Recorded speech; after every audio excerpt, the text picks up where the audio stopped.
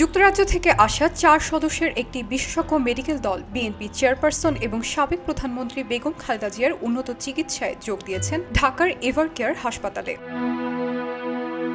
বৃহস্পতিবার 3 ডিসেম্বর সকালে doctor Richard পিলির নেতৃত্বে দলটি সকাল 10:30 থেকে 11টার মধ্যে হাসপাতালে পৌঁছে চতুর্থ তলার সিসিইউতে প্রবেশ করেন। সেখানে তারা খালেদা জিয়ার বর্তমান শারীরিক অবস্থা নিবিড়ভাবে পর্যবেক্ষণ করেন এবং স্থানীয় মেডিকেল বোর্ডের চিকিৎসকদের সঙ্গে প্রাথমিক আলোচনায় অংশ নেন।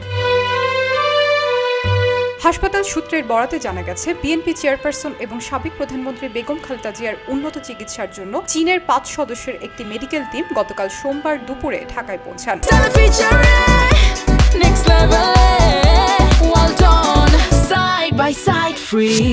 এরপর বেলা 2:50 তারা এভারকেয়ার হাসপাতালের প্রধান ভবনে প্রবেশ করে। তবে প্রধান চিকিৎসক দল যুক্তরাজ্যের এই বিশেষজ্ঞ চিকিৎসকরাই খালেদা জিয়ার জন্য উন্নত চিকিৎসা পরিকল্পনা প্রণয়ন এবং প্রয়োজনীয় চিকিৎসা কৌশল নির্ধারণ করবেন। পাশাপাশি স্থানীয় চিকিৎসকদের সঙ্গে সমন্বয় করে সার্বিক অবস্থা পর্যবেক্ষণ এবং পরবর্তী চিকিৎসার দিক নির্দেশনা দেওয়া হবে।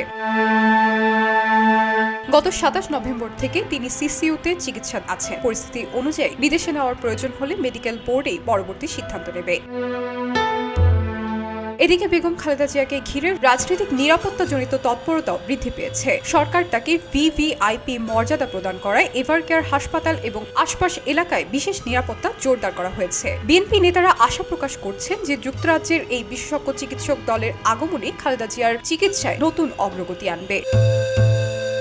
সব মিলিয়ে যুক্তরাজ্য এবং চীনের বিশেষজ্ঞ চিকিৎসকদের এভারকেয়ার হাসপাতালের সম্পৃক্তি বেগম খালেদা জিয়ার চলমান চিকিৎসায় একটি গুরুত্বপূর্ণ পর্যায় তৈরি করেছে। নিবিড় পর্যবেক্ষণ চলছে, আর দেশের মানুষের প্রার্থনা এবং শুভকামনা তার দ্রুত আরোগ্যের জন্য অব্যাহত আছে। এলো খবরের কাগজ, নিখাত, নির্ভীক, নিরপেক্ষ।